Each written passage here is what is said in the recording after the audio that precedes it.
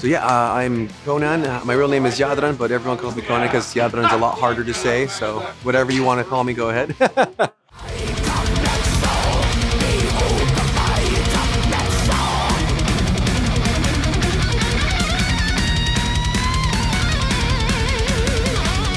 Are you like a lifelong dark fantasy horror fan? Yeah, I think since I was a kid, I remember seeing what was it? My dad had bought on cassette the Hobbit cartoon because he grew up with that, and I saw it and I was like, "What is this? It's cool. There's like a dragon and stuff," and I'd never really seen anything like that before. So I told him put it on. He told me all about it, and he started talking about like all the history and stuff, and it just blew my mind. Like I guess the lore aspect. So yeah, little by little, I just got into it, started reading it on my own, and the rest is history. On the prosthetic records albums, we did very much like the artwork was very much like Frank Frazetta style. Yeah, I guess we just wanted to have it all like that, in not uniform, but you know, everything they have that kind of sound maybe and approach. So because of that, we're like, yeah, let's just roll with that for this cycle with our prosthetic, with our contract with them. It was 3 albums. So yeah, so those albums have that aesthetic, and musically, lyrically, I guess we were trying to like, you know, emulate that. For this new album, we figured we would like to emphasize a change somehow with, you know, nuclear blast and other other aspects of our sound. So we're really emphasizing our classical aspect this time around. It was a different artist, right? Yes, he goes by Ahat. So his real name is Toha Mashudi, and we've been like most of our t-shirt designs are his art. So like I love the way his imagination, and we like the same shit. Like he's always inspired by like Tolkien stuff, Evil Dead stuff, just general like shit that we're into too. So we like connect easily. It's easy for me to tell him like, oh, I wanted to have something like this, and he's like, say no more. He does the sketch, and I'm like, that's fucking brilliant. So easy to work with him.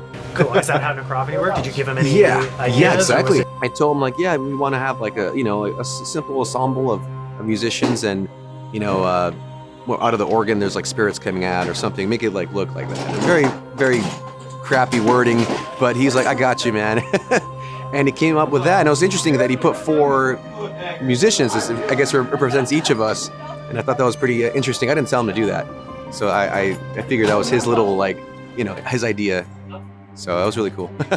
Yeah, we kind of like we're trying to step out of the box a bit, not just to like, I don't know, we don't want to like change anything really, but we do, like I was saying, like I do want to like emphasize other aspects that we had touched on, and just kind of just push that a little more and see, you know, how we like how it comes out. And so far so good. I mean, a lot of fans seem to be reacting to it really, really nicely. So that's good. I guess we're not doing anything too bad.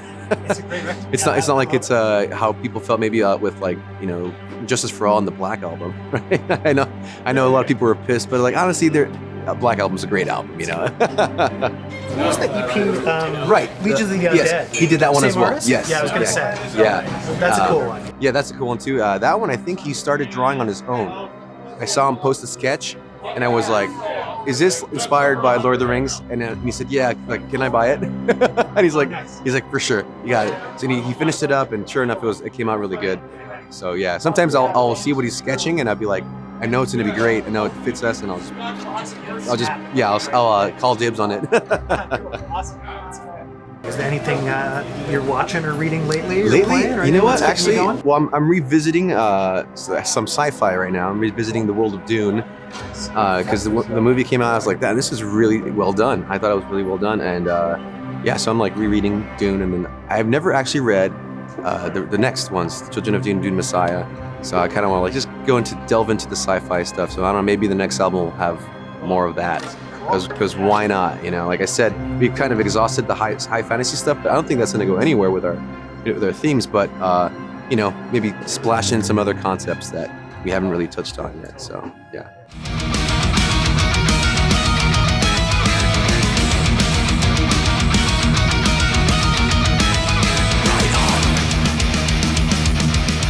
Yeah, we have some ideas we've been working on.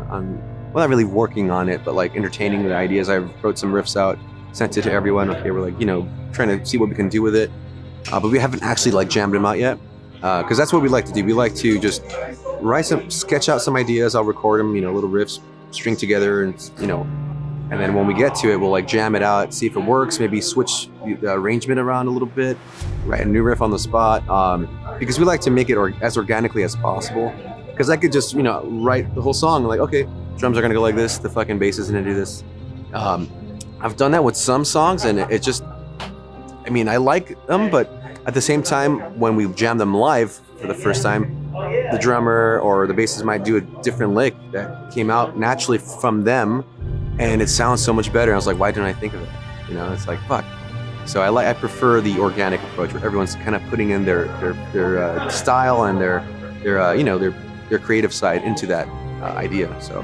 So yeah, we're working on some stuff, but right now I think we're just gonna try to tour as heavy as we can for next year. But any time in between, we'll be working on the new music. When you were growing up or whatever, were there any bands or albums that jumped at you that you bought maybe just for the cover alone? Oh, I see. Like... Fucking Manowar, of course, yeah. I forget which one it was the first one, but it might have been like Sound of the Hammer. I just saw like the hammer, and I was like, that's so sick. And then I saw other album artwork, and I'm like, this is so sick. I bought, I think the first one was Warriors of the World. I think that was the first one I saw, because I saw like these stooges holding the flag up, and there's all these flags from around the world. I was like, this is fucking cool. I bought it, and it was actually a really good album. They're all really good, but I know it's like a love-hate thing.